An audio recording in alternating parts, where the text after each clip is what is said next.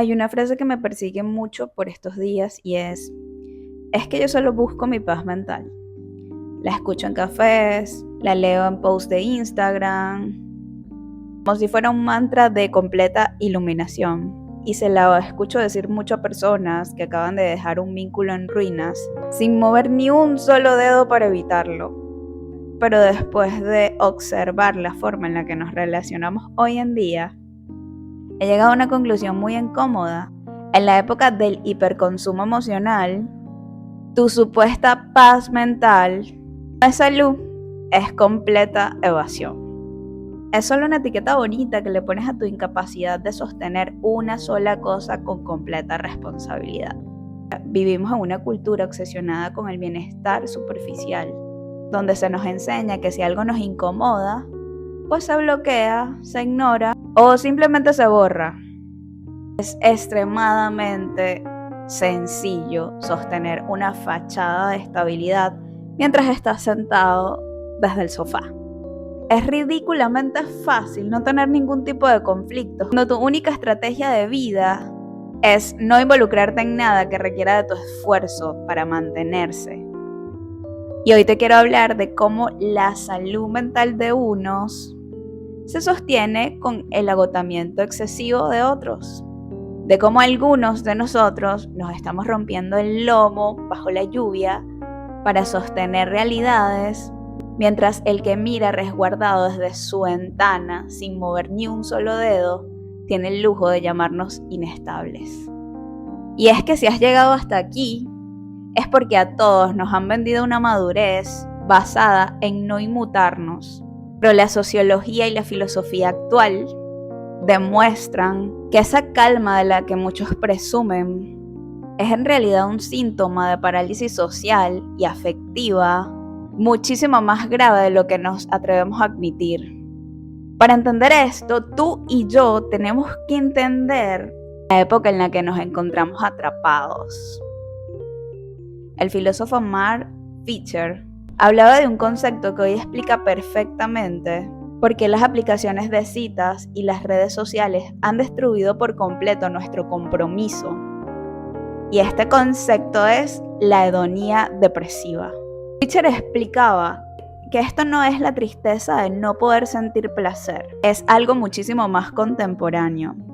Es la incapacidad de hacer cualquier otra cosa que no sea perseguir a toda costa el alivio inmediato, de evitar a toda costa el más mínimo síntoma de aburrimiento o malestar dentro de nuestra vida. En nuestro día a día, esto se traduce a tratar a las personas como si fueran parte de algún catálogo. Si un vínculo nos exige una conversación incómoda o nos exige madurar, negociar o confrontar alguna parte oscura de nuestra vida, la cultura actual simplemente nos dice, sal de ahí porque esto altera tu paz mental. Si soy, eres, somos. Y esa supuesta paz de sofá, como yo la llamo, es el resultado del realismo capitalista. Nos han convencido de que la realidad es inmutable, de que los vínculos no se construyen, sino que se consumen. Y si el producto falla, es decir, las personas, requiere de mantenimiento o ser escuchado, pues simplemente se le reemplaza, para volver a la comodidad del vacío. ¿Y por qué no? Conseguir otro vínculo que no espere y mucho menos nos exija una mejor versión de nosotros mismos. Hablemos claro, no le contesto porque cuido mi energía, hago ghosting porque no le debo explicaciones a nadie, termino el vínculo porque ya no era la paz del inicio. Todas estas son parte de un manual barato de autoayuda de internet. Y claro que sí, de tus videos de TikTok.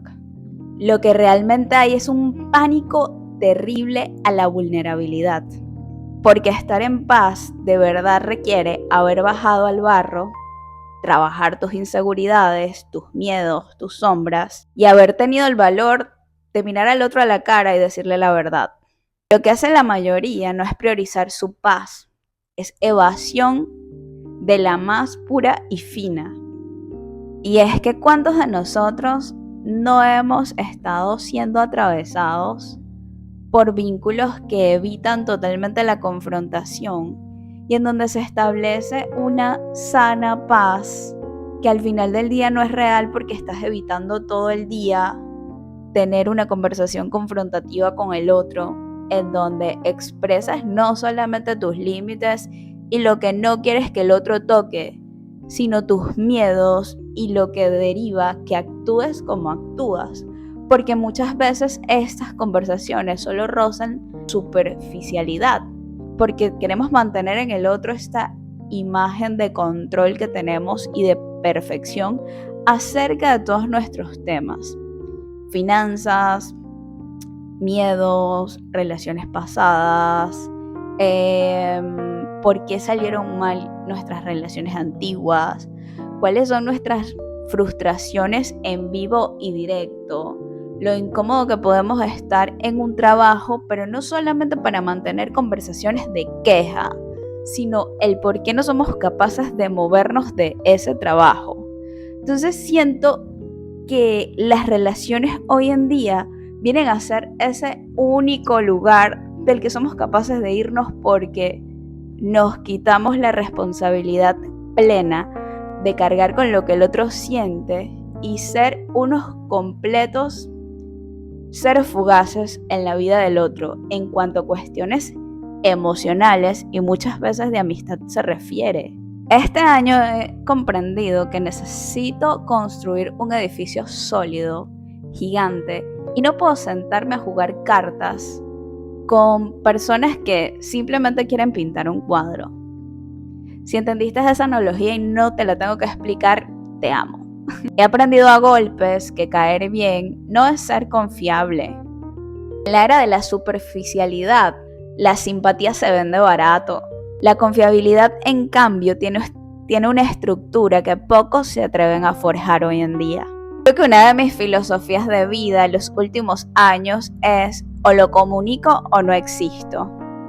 Porque muchas veces prefiero ser la persona que trae el conflicto para no desatar su guerra interna y hablar de mis verdades, de mis miedos, de lo que me apasiona, de lo que me aterroriza cuando estoy en un vínculo, que mantener esta estructura de que todo está bien cuando realmente todo me incomoda. Cuando alguien dice dejo este vínculo por mi paz mental, es la incapacidad de tolerar el conflicto inevitable de cuando se juntan dos mundos. Se disfraza el miedo a la vulnerabilidad y la falta de madurez con autocuidado, prefiriendo así la paz del vacío, el comienzo de nuevo, a la complejidad de un compromiso real. Si estás mal, te dicen, haz yoga, medita, busca tu paz. Y esto solo despolitiza el sufrimiento, porque el que está en paz en un entorno que no es sano, está profundamente enfermo. Por eso la paz del sofá es rendirte ante la realidad. Escribí un poema cortito de acuerdo a esta situación con el que espero conectes brutalmente. Este año necesito construir un edificio, no puedo sentarme a pintar cuadros con cualquiera. Caer bien no es lo mismo que ser confiable. Evitar el conflicto externo es generar una guerra en tu mundo interior. Y esos juegos yo ya los jugué antes. O lo comunico, prefiero no existir. Y si la gente se siente atrapada, que use la llave para abrir sus propias jaulas. Yo no las construí. No puedes querer comerte el mundo sin el par de zapatos adecuados. Pensé que ya había quemado el hábito de pedir cosas donde no las hay. Pero hace un tiempo estuve pidiéndole a un pez que trepara un árbol. Él terminó exhausto y yo terminé agotada, porque su forma de vivir era como meter a un niño hiperactivo en una oficina de abogados. El gran defecto de la inmadurez es que te destruye cosas valiosas. La vida no es la magia de unos primeros meses. Sé de muy buena fuente, la mía, que o te partas el lomo construyendo bases sólidas o se te caen en la cabeza. Siempre voy a ser acusada de ser exigente, pero el que está sentado en el sofá siempre parece más estable que el que está construyendo una casa bajo la lluvia, el frío y la desolación. El que está sentado no está construyendo nada y puede mantener su fachada de estabilidad, incluso usar su ternura en contra de ti. Espero sinceramente que este tema te llame a reflexionar. Y que la próxima vez que uses la frase es por mi paz mental, te asegures de no estar evadiendo emociones muchísimo más profundas. Gracias por llegar hasta aquí y si conectaste con esta reflexión, déjame saber en los comentarios qué tal ha sido tu experiencia humana relacional los últimos años en entornos, trabajos, familiares y amigos. Gracias y recuerda que este lugar es un lugar para que juntos integremos despacio.